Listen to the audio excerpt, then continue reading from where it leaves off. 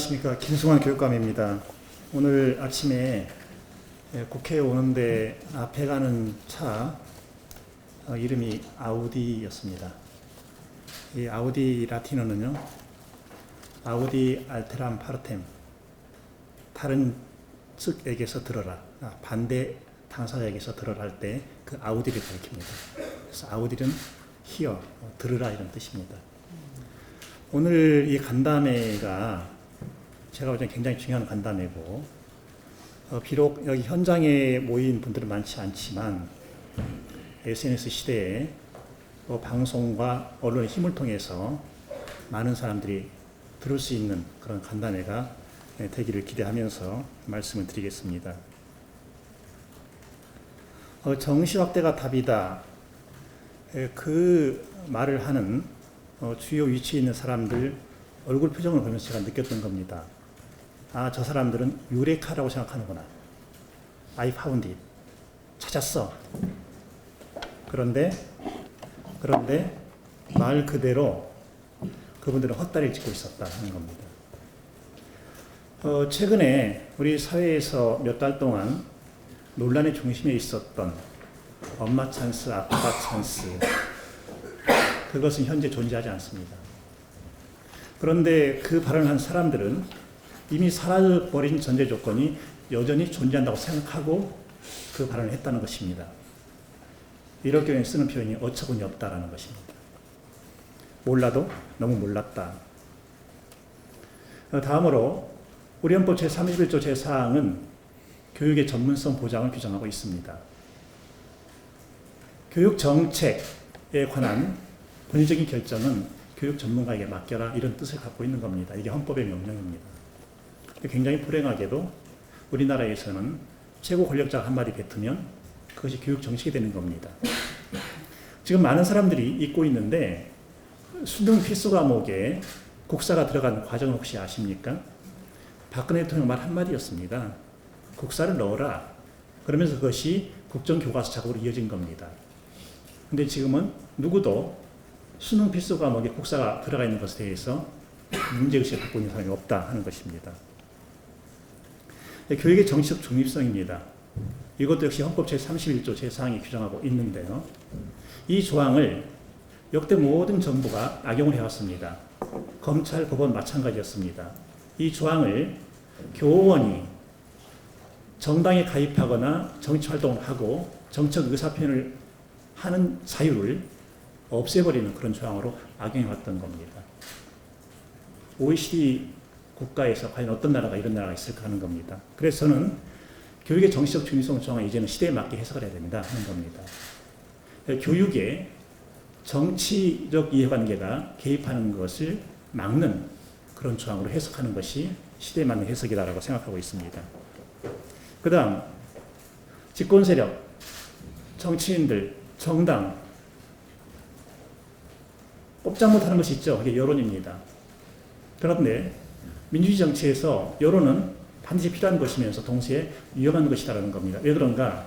그 여론이 올바른 정보를 전제로 하지 않고 형성된 것일 때는 공동체에 큰 해악을 끼칠 수 있다라는 것입니다. 여기서 여론은 정신은 무엇인가 정확히 알고 있는가 하는 겁니다. 정신은 점수로 줄 세우기입니다. 정신은 공정한가? 지금 전 세계적으로 대학에 들어가는 관문으로 우리나라처럼 멀티플 초이스, 선다형 문제를 내고 있는 그런 나라가 어느 나라이냐 하는 겁니다. 미국 SAT만 부분적으로 선다형을 하고 있습니다. 또 하나, 정시 확대는 누구에게 유리한가? 지금 누가 웃고 있습니까? 조금 전에 권태용 사무총장이 그리고 여행국 의원님께서 충분히 말씀하셨습니다. 웃고 있는 사람 따로 있다는 겁니다. 다음으로 대학은 무엇을 해야 하는가 하는 겁니다. 대학의 뭐를 해줘도 심각합니다. 최근에 문제됐던 그런 사례들은 우리 사회에서 최상위 기득권층, 최상위 교육 기득권층이 어떻게 찬스를 활용해 왔는가, 그걸 그대로 보여주고 있는 것입니다. 여기에 대학 교수들은 가담하지 않았습니까? 그 최상위 교육 기득권층 속에 교수는 포함되지 않았느냐 하는 것입니다. 그러면 여기에 대한 철저한 제도 전개가 있어야 된다고 봅니다.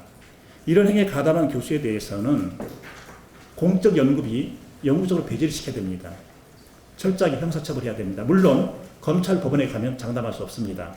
검찰 법원 역시 보수적인 집단이기 때문에 장담할 수 없지만 그러나 그런 시스템을 만들어 놓아야 한다고 생각합니다.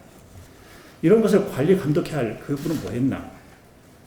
공지의 비밀이죠. 여러 대학에서 고교 등급제를 실시해 왔습니다. 그걸 교육부가 몰랐냐? 몰라서 무능한 것이고 알고도 가만히 있었으면 부도덕한 것이다 하는 겁니다.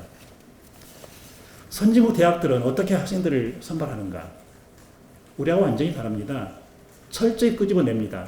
이 아이 속에 뭐가 들어있는지 그 능력을 대학이 갖고 있는 겁니다.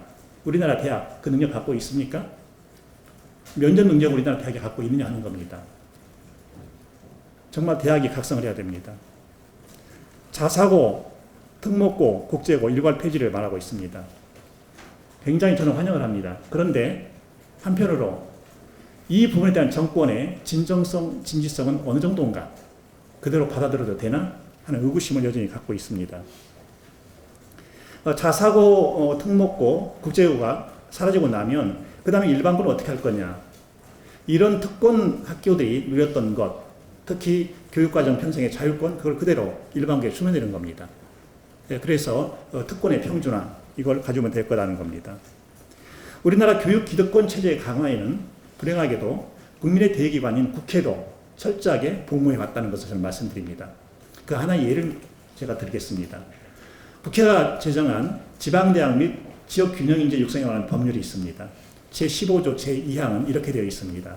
지방대학의 장은 우수인재를 선발하기 위하여 의과대학, 한의과대학, 치과대학, 약학대학 및 간호대학 등의 입학자 중 해당 지역에서 고등학교를 졸업한 사람, 가로 열고 졸업 예정자를 포함한다. 의 수가 일정 비율 이상이 되도록 노력해야 한다는 겁니다.